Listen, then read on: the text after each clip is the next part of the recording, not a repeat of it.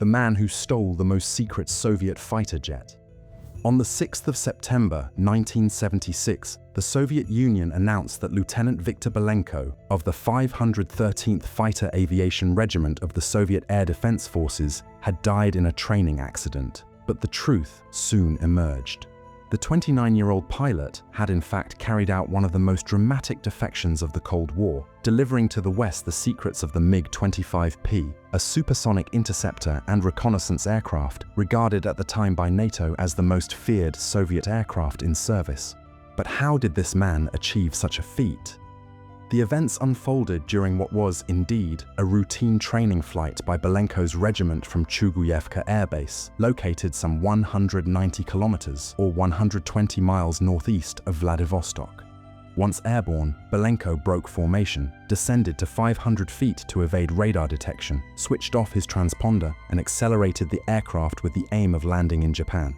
Although Soviet anti-defection policy limited the fuel carried on aircraft during such routine sorties, loading only what was strictly necessary for the mission, Belenko had spent months carefully calculating his escape route. Even so, factors such as increased aerodynamic drag at low altitude and unfavorable winds on the day nearly doomed his plan. With his fuel tanks almost empty, he was forced to make an emergency landing at the civilian airport of Hakodate on the island of Hokkaido. The MiG-25 slid some 240 meters or 800 feet beyond the runway and narrowly avoided colliding with a Boeing 727 that was taking off. In the end, however, the mission was accomplished. Belenko had successfully defected from the Soviet Union, stealing in turn the most secret and feared Soviet fighter of the time. Belenko also carried with him classified MiG-25 manuals, whose translation into English proved invaluable to American engineers and pilots in assessing the aircraft's radar, engines, and overall performance.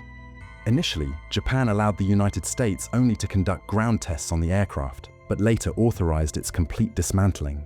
After 60 days of exhaustive analysis, on November 15, 1976, the MiG-25 was returned to the USSR packed into 30 crates, with all its secrets, of course, already extracted by the Americans.